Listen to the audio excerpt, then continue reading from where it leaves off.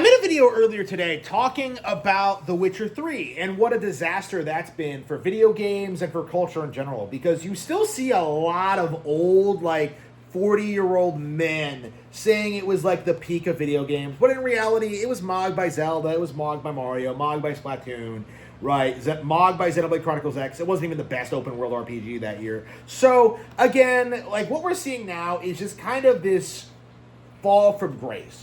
The last true AAA game in a lot of ways, because this was a game that blew up in relevancy because it was a dark open world game and was seen as being way better than the competition, and it just wasn't.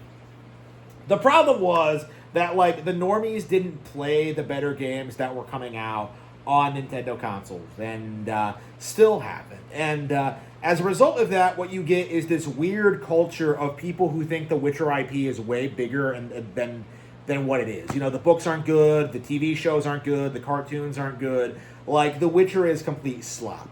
And that got me thinking, we've seen a lot of Game of the Year, AstroTurf games over the past decade. Games like Cyberpunk 2077, games like It Takes Two, games like Astrobot and Expedition 33. And none of them have had the same kind of relevancy. And I think that's very apparent just by looking at something like Expedition 33, because what we got with that was the YouTubers trying the same tactics of coming out and being like, oh yes, it's the best game I've ever played, and it has such good writing, and it's not anime, and it's way better than any of these JRPGs that I claim to be a fan of. We saw them doing that, trying very, very, very, very, very hard to push this idea that it was the greatest game ever, and it just fell apart.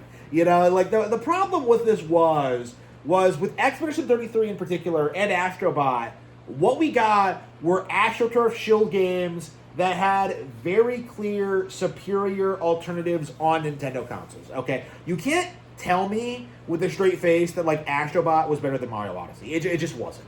Okay, you can't tell me that it was better than Bonanza. It wasn't. And you can't tell me that Expedition 33 is better than Tales or Final Fantasy or Dragon Quest or Shin Megami Tensei or Trails or Yeast. Because in a lot of cases, the people shilling for those games don't know the first thing about them.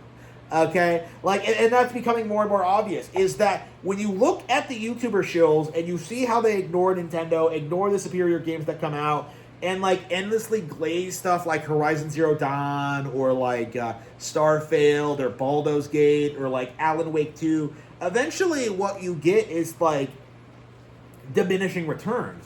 Where instead, where people blindly believed it when the industry told you that The Witcher 3 was the next Skyrim, what happened instead is that they tried that, and people were immediately just well, it's not as good as this Nintendo game.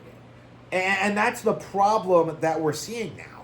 That's the problem that everyone has, is that the industry is rallying behind all of these products, desperately trying to get them to sell, to have a fraction of the relevancy that The Witcher 3 has had, and yet they can't do it. It is becoming harder and harder to do. To the point where Grand Theft Auto 6 is going to come out, they're going to glaze it, and I honestly feel people are going to come away thinking it's a major disappointment.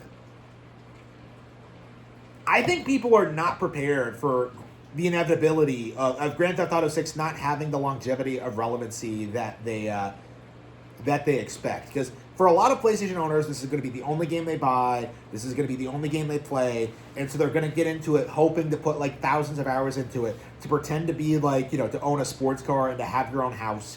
For a lot of people, this is a wish fulfillment thing. It isn't going to work. What we're going to see is Grand Theft Auto 6 is going to come out and not a single person is going to care about it. Okay? What we're going to see is that this game is going to get endlessly glazed. It's going to sell 1 billion copies. It's going to be this huge deal, pulling a ton of money for Rockstar, and yet it's not going to have the impact that The Legend of Zelda Breath of the Wild has had. And that's just the reality of it, is that we're at the point now where something like this can come out and people will just be well, it's still not as good as Grand Theft Auto 5, though. That's going to be the big reoccurring thing as we see this situation develop, is that every time one of these big new AAA games comes out, it's going to be underwhelming compared to whatever Nintendo is doing. And The Witcher 3, I think, is like kind of the last time where you could kind of argue that that wasn't the case. Where like, well, Nintendo doesn't have these kind of open world fantasy games. Now they do. And not only are they bigger, better, and sell more than The Witcher 3 ever did, they also can get the sequels out quicker. And that's something that a lot of people don't understand about Nintendo's development cycle, is that because they put out Pokemon games every 3 years, they always have a new generation of young players that come in and become Pokemon fans. You know, like, because Zelda comes out every 6-7 years, you know, what you end up getting is that, like, you know, it's a quicker dev turnaround time than what other developers can manage. You know, we're going on, like, 12 years of development for, like, Witcher 4, and that's nowhere in sight. You know, this is a game that absolutely has to do well if CD Projekt Red is going to keep its doors open, and it's just completely failed.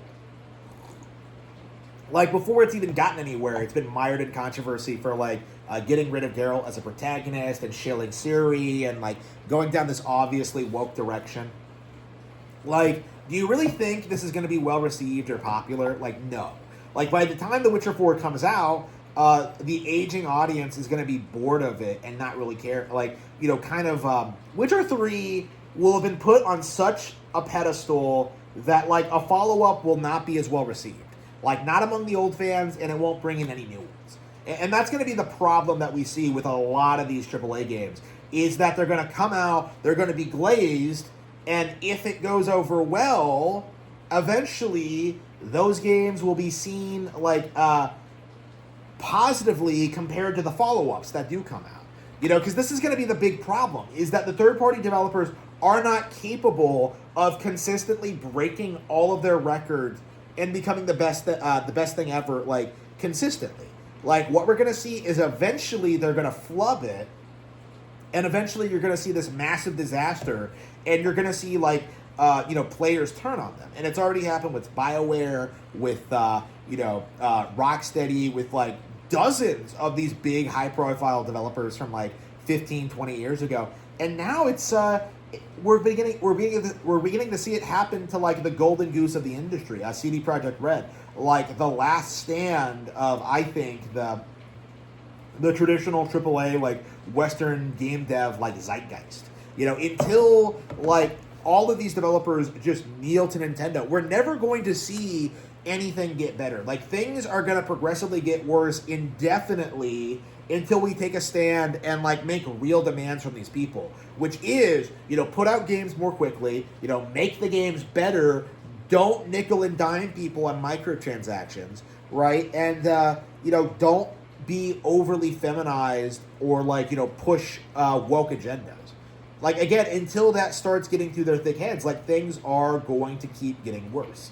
And while that happens, Nintendo is going to keep getting better and better and better, to the point where I really don't know how exactly people are going to downplay them in the future. They're going to try, but it's certainly not going to stick.